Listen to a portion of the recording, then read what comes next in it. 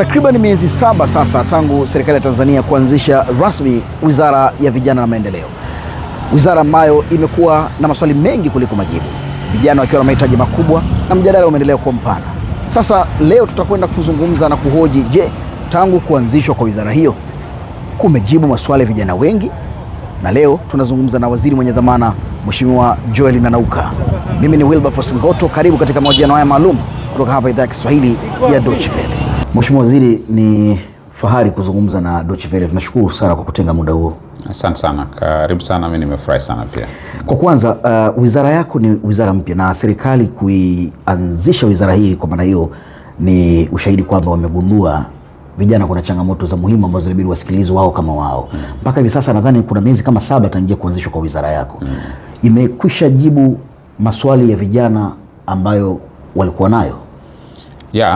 Kama ulivyosema, kuanzishwa kwa wizara hii ilikuwa inamaanisha kuweka mkazo zaidi kwenye masuala ya vijana, kwa sababu hapo mwanzo masuala ya vijana yalikuwa yanashughulikiwa kwenye wizara mbalimbali tangu tupate uhuru. Kwa hiyo Mheshimiwa Rais aliona kuna umuhimu wa kuipa uzito wa tofauti. Sasa kuundwa kwa wizara hii manake ni matokeo ya tafiti ambazo zimefanyika tayari, lakini na mimi nilipopata nafasi ya kuiongoza nilipata nafasi pia ya kuzunguka na kuangalia uwiano ulioko kati ya zile tafiti ambazo zilikoshafanyika zilizopelekea wizara hii kuanzishwa na wa vijana wenyewe wanasema nini. Kwa hiyo yako mambo waliyazungumza ambayo sisi katika mambo tunayofanya sasa hivi ni kujaribu kujibu maswali yale ya msingi, yakiwemo maswala ya ajira, maswala ya taarifa, maswala ya uhusishwaji na ushirikishwaji wa vijana, lakini pia maswala ya fursa mbalimbali na changamoto zingine ambazo wanakutana nazo. Kwa sasa programu zetu zimetengenezwa kwa ajili ya kujibu maswali yale ambayo tulikutana nayo. Katika muda huu wa miezi hii takriban 7, viashiria vipi vinatupatia picha kuona sasa wizara imefanikiwa? Cha kwanza ni tumewaleta vijana karibu katika mfumo ambao ni rasmi zaidi. Tulipoanza, moja ya jambo tuliambiwa ni kwamba vijana wapate nafasi ya kuzungumza, vijana wana platform ambazo zinaeleweka za wao kufikisha mawazo yao, lakini pia serikali kuwafikia. Kwa tulizindua kitu kinaitwa Vijana Platform, ambao ni jukwaa la vijana. Tulizindua mwezi Januari mwaka huu, ambalo lenyewe limekuwa likipita katika halmashauri karibu zote za nchi. Kwa sasa ni maeneo machache sana bado hajafanikiwa, ambayo ni platform ambayo kila kijana anapata nafasi ya kuja kuzungumza bila kujali ni wa namna gani elimu yake au kitu anachokifanya. Kwa hiyo ni eneo la kwanza, lakini eneo la pili ambalo tumelifanya ni kuhakikisha tunawafikia vijana kwenye masuala mazima ya mikopo. Sasa na ahadi ambayo Mheshimiwa Rais alikuwa ameitoa. Kwa hiyo tumehakikisha kwamba vijana wenyewe wanapata nafasi sasa ya kupata taarifa, na tayari tumeshaanza awamu ya kwanza imeshatoka ya vijana kuweza kuwafikia pia. Kuna zile bilioni 200 zilitoka kwa ajili ya vijana, lakini kumekuwepo na maneno kwamba mchakato ni mgumu, lakini vile vile hawapati kirahisi hizo fedha ambazo serikali imetoa. Tatizo ni nini? Ni usimamizi ama bado hakuna mfumo ambao ni wezeshi katika kuwapatia hizo fedha vijana bila kigumizi chochote? Bilioni 200 ziliahidiwa kwa ajili ya kutoa mitaji kwa ajili ya kampuni changa za wanawake pamoja na vijana, na sisi kama wizara tulipewa jukumu la kuratibu fedha hizo, na fedha hizo zinatolewa kupitia wizara mbalimbali, wizara za kisekta. Kwa sisi kama wizara moja hapo tumepata sehemu ya fedha hizo, lakini zingine zimeenda kwenye wizara zingine za kimtambuka kulingana na mahitaji ya vijana alivyokuwepo. Maelekezo ambayo yalitolewa ni kwamba tuone na tupitie taratibu za utoaji wa mikopo ili kurahisisha vijana waweze kuzipata kwa nafuu. Kwa sisi kama wizara kuna mambo kadhaa tumeyafanya. La kwanza, mchakato wa uombaji wa fedha hizi tumeufupisha. Badala ya kuanza kwenye level ya kata, wilaya, mkoa mpaka taifa, sasa hivi kijana alikuwa anaomba moja kwa moja kuja wizarani kwetu. Kwa tumefupisha ule muda. Lakini cha pili, tumerahisisha masharti ya mkopo. Mkopo hauna dhamana yote ambayo kijana anahitaji. Kwa hiyo vijana wote ambao wamepata mkopo na watakaopata hawahitaji dhamana ya nyumba, gari, mashamba au viwanja. Lakini cha tatu, tumeondoa riba kwenye mikopo ambayo zamani ilikuwa inaonekana kama ni changamoto kubwa sana. Cha nne, tumeweka uwezekano wa mtu mmoja mmoja kupata mkopo badala ya vikundi peke yake. Kwa hiyo wapo makampuni kama kampuni, lakini wapo vikundi, lakini yupo mtu binafsi ambaye ana wazo lenye tija ambalo likichambuliwa inaonekana inaleta tija, alikuwa anaweza kupata mkopo. Na kingine ambacho tumekifanya, tumeweka kitu kinaitwa grace period. Wanasema muda wa neema, kwamba vijana wote unaona tunawakopesha wanapata nafasi ya kujijenga kabla hawajaanza kurejesha. Kwa mfano, wanaofanya biashara za huduma, labda usafirishaji au biashara yote ile, tunawapa miezi 3 kabla hawajaanza kulipa ule mkopo. Kwa wanaanza kurejesha rejesho lao mwezi wa 4, na mikopo ina range kuanzia mwaka mmoja mpaka miezi 36, maana yake miaka 3. Lakini vijana walio kwenye shughuli za uzalishaji, kwa mfano wanalima, wanafuga samaki kwa njia ya vizimba, wanafuga ng'ombe, wanafuga mbuzi, tukiwakopesha leo tunasubiri mpaka wavune ndio wanakuja kulipa. Kwa hiyo maana yake hapa katikati gharama zote serikali tunaingia. Kwa mfano wanafuga samaki wa vizimba, kwa mfano wale tunanunulia chakula kwa miezi yote 8 ambayo wanafuga, tumewapa zile cage za samaki, tumewapa na wataalamu wa kusimamia kila kitu, tumewapatia, ila mkopo wanakuja kulipa wakishavuna samaki, wakiuza ndio wanalipa rejesho la kwanza, alafu watauza tena mwaka wa pili, watarejesha rejesho la pili. Kwa hiyo tumefanya yote pia kuwatengenezea mazingira rahisi zaidi. Mheshimiwa Waziri, kuna njia ipi sahihi ya kuweza kuonyesha kwamba hizo fedha zinafika kule kwa vijana hasa wenye uhitaji, katikati kusiwepo kwamba na changamoto ambayo inaweza fedha zikaenda kwa mtu ambaye pengine hana uhitaji huo? Mnaratibu vipi hili zoezi la kuhakikisha kwamba kila mwenye uhitaji wa hizo fedha kweli anapata, lakini vile vile kwa njia ambayo ni rahisi? Ni kweli kumekuwa na changamoto kwamba wakati mwingine pengine wanaopata wanaonekana si wale wanaohitaji. Kwa hiyo tulichofanya cha kwanza ni kuingia makubaliano na sekta binafsi ambao wenyewe hawana interest yote zaidi ya kuona matokeo. Kwa sasa hivi tunafanya kazi na benki, ambapo sasa tunafanya kazi na benki ya CRDB. Kwa hiyo wakishaomba, sisi kama serikali tutatumia wataalamu wetu kuchambua wale mawazo. Lakini nani apate na nani asipate inakuwa ni kazi ya private sector. Kwa hiyo tunawapa wale majina blindly, kwa hiyo wanaenda wanakagua, wanaangalia, wakija wanatupa taarifa ya kitaalamu. Na haionyeshi tu nani anastahili na nani anastahili, lakini pia wanakagua na aina ya biashara, kuona business viability yake, business hiyo biashara inawezaje kufanya kazi vizuri, kwa sababu mwisho wa siku hizi fedha zinatakiwa zirudi, ni revolving fund. Kwa hiyo tumetumia sekta binafsi kutusaidia kupata uhakika wa kile ambacho tunakifanya, badala ya mtu mmoja kuwa na maamuzi kwamba naweza nikamchagua ndugu yangu akafanya, lakini tumechagua sekta binafsi. Lakini kwa sasa tunatengeneza mfumo ambao tayari umeanza kufanywa majaribio, ambao utakuwa unatumia AI. Kwa hiyo wewe ukiapply bila kujali umetokea wapi, ule mfumo wenyewe kulingana na taarifa ulizoweka utakurank. Kwa maana yake tunaondoa component ya mwanadamu wa kawaida kuleta upendeleo wake. Kwa hiyo ndio kitu ambacho mpaka hivi sasa tunaweza kusema kwamba hizi fedha zilizotolewa bilioni 200 zimetimiza azma ambayo ilikusudiwa na serikali, kwa maana hiyo zimefanikiwa, mikopo hii imefanikiwa. Kwa sasa kwanza sio zote zimekusha kutolewa kwa maana kwa dispersed, kwa sababu kipimo chetu cha mafanikio tukipimi kwa kiwango cha fedha tulichotoa, tunapima kwa matokeo tunayoyatarajia. Kwa hiyo moja ya kitu ambacho tumeingiza safari ambacho miaka mingi haikuwepo ni vijana lazima wapate mafunzo kabla hawajapewa fedha.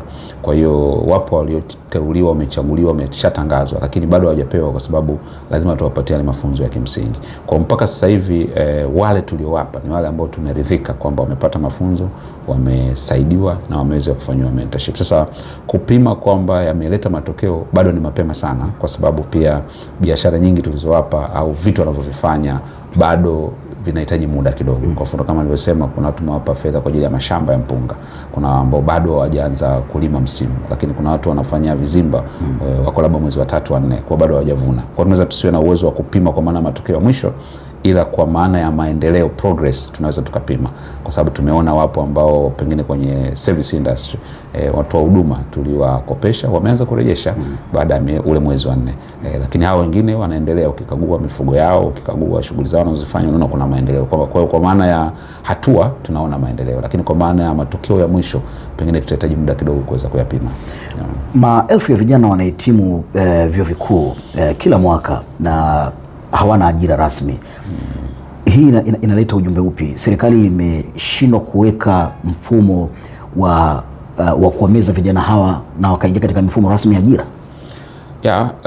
Kwa sasa watu wengi zaidi Tanzania ni vijana, asilimia almost 34.5 ni vijana, lakini pia nguvu kazi yetu kubwa asilimia 55.6 ni vijana.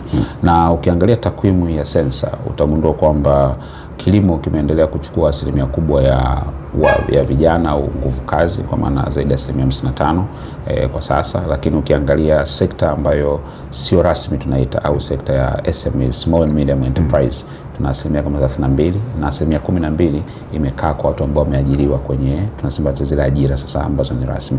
Sasa ukiangalia kwenye dira yetu ya mwaka 2030 na mpango wa maendeleo wa miaka 5 ijayo, tumejaribu kuangalia maeneo gani tunaweza tukaweka mkazo zaidi kwa sababu ya kutengeneza ajira. Na wakati eneo la kilimo unaona ukipima katika mwaka 2020 mpaka 2025 limeshuka kwa 4% kwa maana idadi ya watu walioajiriwa kwenye eneo hilo. Maeneo mengine yameongezeka ikiwemo maeneo ya biashara ndogo ndogo. Kwa ndio maana mwelekeo wa serikali sasa ni kutengeneza mazingira mazuri ya kibiashara kwa ajili ya vijana waweze kufanikiwa kwenye mazingira yao. Na hili jambo hili lifanyike, kuna mambo yafuatayo. Moja, lazima tubadilishe sera na sheria. Ndio maana unaona kwenye bunge lililopita tumepitisha sheria kama 2 ambazo zimelenga kama 3 nafikiri zimelenga kuboresha mazingira ya kibiashara. Moja, tumeondoa kodi kwa mwaka mzima kwa kijana ambaye anaanza biashara. Kwa hiyo hata lipa kodi yote kwa mwaka mmoja. Kwa maana hii tunatengeneza mazingira mazuri kijana anapotaka kujiajiri akutane na urahisi na wepesi pia. Lakini jambo la pili ambalo tumefanya, tumeongeza asilimia ambazo zinatolewa kisheria na halmashauri zetu. Badala ya 10% tumeweka imekuwa sasa 15%. Kwa ukiacha mikopo ambayo kijana anayepata ambayo ni 4% ya mapato ya halmashauri, 4% zinaenda kwa wanawake, 2% zinaenda kwa watu wenye ulemavu. Tumeongeza 5% ya kuboresha mazingira ya biashara, kwamba tujenge masoko au kama kuna eneo la kununua ili vijana wapate nafasi ya kufanya biashara, tupeleke miundombinu kama ni maji, ni umeme kwenye maeneo ya biashara zao. Kwa hiyo ni eneo lingine ambalo tumeliboresha. Kingine, tumepunguza gharama ya watu kufanya biashara mtandaoni kwa maana kujisajili kwenye mtandao. Zamani ulikuwa ukitaka uanzishe channel yako mfano mtandaoni unahitaji kulipa leseni ya milioni 1. Baadaye ikapungua ikawa 500,000. Sasa hivi imeshuka imekuwa ni 50,000. Kwa hiyo haya yote tunatengeneza kama mazingira ya sekta binafsi iweze kustawi hasa katika maeneo ambayo ajira zake sio rasmi. Lakini sambamba na hilo tumeboresha mafunzo. Kwa sasa tunajenga vyuo vya VETA zaidi ya 60 kwa wakati mmoja. Kwa sasa output ya VETA ni kama wanafunzi labda 80,000 na kitu hivi.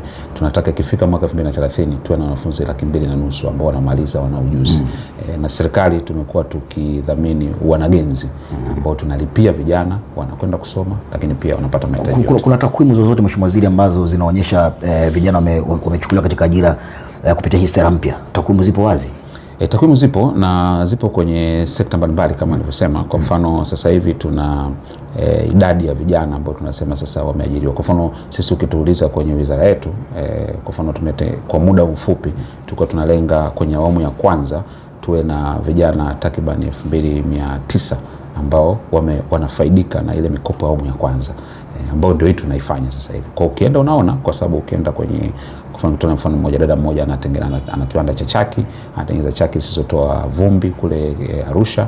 Tumempa, amenunua mashine inahitaji operator, amenunua gari la kusupply bidhaa zake, inahitaji dereva, inahitaji wafanyakazi wapi. Kwa hiyo tunaweza tukaipima kwa namna hiyo. Lakini zipo takwimu zingine kwenye maeneo mengine kwa maana ya ukienda kwenye kilimo, ukienda kwenye madini. Kwa kinachofanyika, kwa sababu tunayo taasisi ya ajira inaitwa TAESA ambayo ni agency mambo ya ajira. Kwa hiyo yenyewe ina coordinate hizo numbers, na kwa sasa hivi tunalenga tuzalisha 8.5 ajira kwa miaka 5 ijayo. Kwa kila mwaka utakapokuwa unaisha kuanzia bajeti ambayo tumeanza kutekeleza mwezi wa 7, tutakuwa na namna ya kujipima, na kila miezi 3 watu tunakuwa na utaratibu wa kupima kuangalia tumezalisha ajira kiasi gani. Unaongoza eneo ambalo vijana walikuwa wamekatishwa tamaa mara kadhaa, vitu vyao vilikuwa vinaonekana viendi, mawazo yao hayafanywi kazi. Unawahakikishia vipi vijana sasa, na ukiona wakiamini tena wizara yako? Kikubwa nafikiri ni kujua kwamba mtazamo huwa unaamua maisha ya mtu pia, kwa sababu kwenye maisha wanasema hauoni kilichopo, unaona unachokitafuta. Kwa hiyo ukiamini kwamba fursa zipo utazipata, ukiamini kwamba hazipo pia hautazipata. Nafikiri hata wewe unajua kwamba ukivaa shati la aina fulani ndio utaona mwingine amelivaa, lakini kabla hapo ulikuwa hujaona kama lipo, kwa sababu unaona kile ambacho tayari kiko ndani ya akili yako. Mimi ninaamini huu ndio wakati mzuri zaidi kwa vijana kufaidika na nchi yetu kulingana na sera ambazo zipo. Kwa mfano tuna sera ya uwekezaji ambayo tumeanzisha inaitwa WISES, Youth Special Economic Zone, ambapo sasa hivi tunapitisha utaratibu kwamba kila mwekezaji anapokuja kuwekeza eneo lote la uwekezaji, kiwanda cha kuzalisha, cha kufanya chochote kile, lazima kuwe na eneo la vijana katika ile shedi ambayo anayo. Na wale vijana kazi yao ni kuzalisha baadhi ya vifaa zinazohitajika kufeeding kwenye kile kiwanda. Kwa kama mtu amekuja kuanzisha assembly ya matrekta kwa mfano, katika vifaa gani ambavyo amepanga kuvizalisha hapa Tanzania, labda atasema kuna raba fulani nataka nizalishe kwa ajili ya mashine. Tunasema zile product sisi tunawakopesha vijana kuwa na mashine katika eneo lile lile, kwa maana yake unamhakikishia soko, lakini pia tayari anakuwa na uhakika wa eneo ambalo tayari mmekwisha mtengenezea. Mheshimiwa Waziri, sasa hivi tupo katika zama ambazo vijana wako huru wakizungumza, wakikosoa serikali, na wakati huu serikali ikisema kwamba kuna uhuru wa maoni na watu wako huru kuzungumza. Mnawahakikishia vijana hasa katika ushiriki wa kisiasa kuweza kutoa maoni yao kwa uhuru, lakini bado mkawahakikishia kwamba uhuru wao utakuwepo hata baada ya kuongea yale ambayo wameongea? Mnahakikishiaje hilo?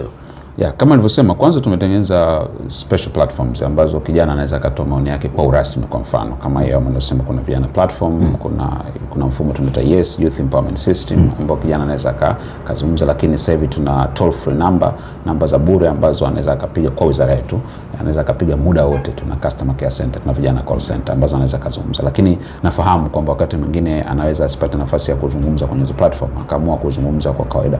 Ninachojaribu kusema ni kwamba uhuru wa kuzungumza upo, lakini ni kama wewe nyumbani kwako, hakuna uhuru ambao hauna mipaka. Yani kuna vitu ambavyo lazima tukubaliane kama Watanzania. Kuna vingine sio sheria, lakini utamaduni tu wa kawaida ambao tumejizungumzia. Nafikiri kuna wakati wapo ambao wanapitiliza kufanya mambo ambayo sheria imekataza au hata utamaduni na taratibu zetu umekataza. Kwa hiyo wito wangu ni kwamba tunaweza kutoa maoni kadiri tunavyoweza, lakini mambo ya kuzingatia, cha kwanza lazima tuzingatie right platforms. Tuongee maeneo ambayo ni sahihi, ambayo hata mawazo yako yatakuwa na maana yaweze kufanywa kazi. Ndio maana kuna bunge kwa mfano. Kwa nini bunge liliundwa? Ni kwa sababu tunataka mawazo ya Watanzania yawepo pale. Ingewezekana kila mtu angeongelea kwake. Kwa hata katika maisha ya kawaida ni hivyo hivyo, kwamba vijana wanazo platform mbalimbali wanaweza kuzungumza. Lakini cha pili, lazima tuchague pia namna bora ya kuwasilisha, kwa sababu naamini unapotoa mawazo, nia yako ni mambo yabadilike. Sasa ili yabadilike, lazima pia tuzungumze katika namna ambayo pia itapokelewa vizuri, itaeleweka pia, sio kwa hasira na vitu kama hivyo. Na cha tatu, nafikiri ni muhimu kujua kwamba wazo lote tunalolitoa linaweza lisipatiwe majibu papo kwa papo kwa sababu mbalimbali. Ni kama ambavyo mimi mtoto wangu akiniomba kitu, naweza nikawa nampenda sana, lakini uwezo wa kumfanyia kwa wakati huo nisiwe nao. Kwa hiyo tunapoambiwa no, tusitafsiri kwamba tumekataliwa au tumedharauliwa. Mheshimiwa Waziri, unasimamia wizara ambayo vijana wana itikadi tofauti za kisiasa. Kuna wengine ambao wako chama hiki, wengine wako chama hiki. Unawahakikishia kwamba itikadi zao tofauti za kisiasa haziwezi kuathiri maendeleo yao ambayo au maono yao ambao wanatarajia?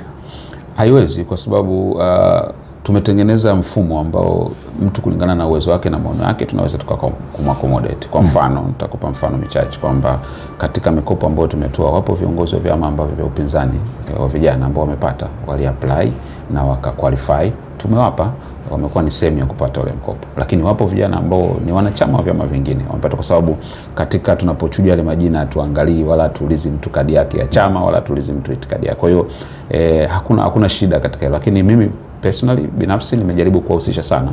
Nishafanya vikao na viongozi wa vijana wa chama wa vyama vingine kupitia ofisi yangu, hasa katika kupata maoni yao namna ya kuendesha wizara na namna ya kuwashirikisha zaidi. Fedha za mikopo, tumaliza na hili Mheshimiwa Waziri. Fedha za mikopo za vijana bado zimekuwa na changamoto, japokuwa umezisemea tayari hapo, lakini tungetamani kujua na kuhakikisha kwamba fedha hizi zitatoka kwa usawa. Unawaambia nini katika eneo hilo? Ujumbe wako, peleka ujumbe katika eneo hili la mikopo. Ujumbe wangu wa kwanza ni kwamba unaposikia fursa kijana, lazima uiombe. Uweze ukapata mkopo kwa kulalamika tu peke yake. Mimi nimekuwa na tabia ya mara kwa mara kuwapigia simu wale ambao wamekuwa labda wakilalamika kwamba sijapata, na nimekuwa nikijaribu kuwatafutia. Kwa mfano, wiki iliyopita kuna kijana amelalamika sana, nikajaribu kumtafuta kujua shida ni nini.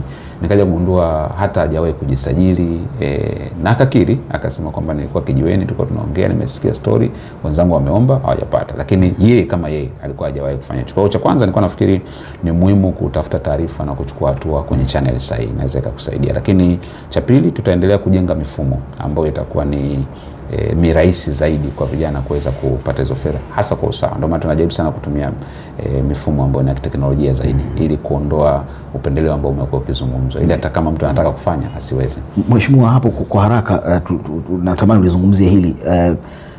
Vijana bado wanaamini kutafuta maisha nje ya taifa lao, na idadi hiyo bado ni kubwa, watu wakienda mataifa mengine mbalimbali. Ni kwamba serikali imeshindwa kutengeneza fursa za hapa ndani ambazo zikawafunga wao kwenda kuhangaika nje ya nchi. Kwa sasa kufanya kazi nje ya nchi sio swala la pengine umekosa fursa, wakati mwingine ni kutafuta fursa nzuri zaidi, au wakati mwingine ni inategemea na malengo na maono ya mtu. Na ndio maana sisi unaona hata kwenye East Africa kwa mfano tumeingia kwenye common market. Maana yake nini? Tunataka tuwe na free movement ya watu. Kwa hiyo maana yake kwa ulimwengu wa sasa ambao ni ulimwengu wa globalization, tunasema ni jambo la kawaida kabisa mtu kutoka eneo moja kwenda eneo jingine. Sisi kama serikali kazi yetu kwanza ni kuwaonyesha fursa hizo sahihi, lakini pili kuwalinda maslahi yao. Mpaka leo unavyozungumza tangu mwaka jana Novemba mpaka sasa tumepeleka vijana wasiopungua 7,000 kwenye maeneo mbalimbali, kwenye kazi ambazo ni za rasmi kwa maana ya za ujuzi, lakini zipo kazi zile ambazo tunasema ni semi skilled ambazo sio za ujuzi wa 100%. Sisi mojawapo tunafanya economic diplomacy, diplomasia ya uchumi. Diplomasia ya uchumi kazi mojawapo ni kuleta wawekezaji nchini, lakini pia kupeleka watu wetu nje ya nchi kwa ajili ya kupata fursa ambazo ni bora zaidi. Kwa hiyo tunaingia mikataba na balozi mbalimbali na nchi mbalimbali na tunawapa hizo fursa. Kwa hiyo hatulioni kama ni tatizo, tunaliona kama ni fursa ambayo tunaweza tukaitumia, kama ambavyo tunataka wachezaji wetu waende kucheza nje nchi. Maana wakirudi wanatuletea uzoefu pia. Na ni hivyo hivyo, wakienda kule wakirudi watatupa uzoefu, lakini kuna remittance ambazo tunazipata akiwa kule nje anarudisha nyumbani kuja kujenga, kuja kusaidia ndugu, bado anajenga uchumi wetu. Jambo gani ambalo utakubali kukosolewa endapo kama usipolitekeleza chini ya wizara yako? Nafikiri cha kwanza nitakubali kukosolewa kama mfumo wa mkopo bado utaendelea kuwa unfair kwa vijana, kwamba itaonekana kama kuna upendeleo wa waziwazi. Hilo nitakuwa tayari kuteka kuwa responsible na kuwa accountable kwa sababu ni moja ya tatizo kubwa nimeliona. Unatamani wizara sasa hata utakapomaliza muda wako ukumbukwe na urithi upi ambao utauacha kwa vijana Tanzania? Cha kwanza nilikuwa natamani vijana waone kwamba wana sehemu ambayo wao wanaweza wakaenda wakasikilizwa, lakini pia wakapata nafasi ya kuchangia maendeleo ya taifa kupitia hilo eneo. Kwa hiyo moja kazi kubwa ndio nayo ni kujenga wizara kuaminika na vijana kuamini kwamba ni sehemu sahihi ya wao kuja kuzungumza na kutoa mawazo yao kwa ajili ya ujenzi wa taifa. Lakini la pili ni sehemu ambayo wanaweza wakapata kila wanachokihitaji kwa maana ya taarifa za wakati na taarifa sahihi za kuwatoa hatua moja kwenda hatua nyingine. Naamini kwamba mwisho wa siku mtu aseme nimepiga hapa hatua nilipopiga kwa sababu nilipata taarifa wizara ya maendeleo ya vijana, au nimefika hapa nilipofika kwa sababu nilipata uwezeshaji au nilipata fursa. Hicho kitu ambacho ndio ninachokitamani. Kwa sekunde chache unamwambia nini kijana ambaye anasema haamini tena ahadi za wanasiasa? Kwa dakika moja ili mtu kitazama TV asibadilishe wakati ukizungumza, Mheshimiwa Waziri. Imani inatengenezwa ndani na wewe huwezi kufanikiwa kwenye kitu ambacho ndani yako hujakiona. Mazingira wewe yana respond kulingana na kile ambacho wewe tayari umekwishakiona. Na tamani sana kijana yote kwanza siamini katika kukata tamaa. Aamini kwamba ana uwezo wa kwanza kabisa wa kutoka hatua moja kwenda hatua nyingine. Kwa hiyo awaze kwamba bila kujali leo niko wapi, kesho naweza nikawa mahali fulani. Serikali tunatengeneza mazingira, kazi yako ya kijana ni kuchukua hatua. Basi mimi nimemaliza kwangu na kupatia wewe sasa dakika 1-2 uweze kuzungumza na vijana ambao unawasimamia. Karibu kwa lolote ambalo mimi sijalisema hapa. Vijana wa Kitanzania ninachoweza kusema ni kwamba tuko wakati ambapo serikali imeamua kuleta uwezeshaji kwa vijana. Miaka yetu 5 inalenga kwenye mambo makubwa mawili: moja, kujenga uchumi jumuishi; 2, kuzalisha ajira kwa vijana. Mikakati yote ya kiserikali kwa sasa, kama ambavyo zamani tulizoea kwenye kila sekta kunakuwa na mambo ya jinsia, Mheshimiwa Rais ameelekeza kwamba kwenye kila mipango ya nchi, kwenye kila kipengele lazima kuwe na masuala ya vijana. Na fursa hizi ziko kila mahali. Wewe kama kijana chagua unataka kufanya nini, unataka kuwa nani, kisha tafuta taarifa. Ukishapata taarifa, anza kuchukua hatua ya kwanza. Mimi kama kiongozi niliyopewa dhamana nitahakikisha unapata taarifa sahihi, mazingira yanaendelea kujengwa vizuri, lakini pia tunakupa ushirikiano. Lakini kitokea umeanguka mara moja, haimaanishi ni mwisho wa safari. Unaweza ukaanguka ukainuka. Kwenye maisha hakuna kushindwa, kuna kushinda au kujifunza kutokana na anguko lako. Mheshimiwa Waziri, ni kushukuru sana kwa kututekea muda huu Deutsche Welle na kuzungumza na wewe. Asante sana na tumefurahi kupata muda na wewe. Nakushukuru sana. Asante sana. Karibu sana. Shukrani sana Mheshimiwa Waziri. Haya, nikizungumza na Mheshimiwa Waziri wa Wizara ya Maendeleo ya Vijana iliyo chini ya Ofisi ya Rais, Mheshimiwa Joel Nanauka. Tumezungumza masuala mbalimbali hapa na masuala muhimu ambayo tumeuliza kadiri vile ambavyo ilitakiwa kuulizwa. Jina langu ni Wilberforce Ngoto. Nikutakie ufuatiliaji mwema wa vipindi mbalimbali kutoka hapa Deutsche Welle. Asante.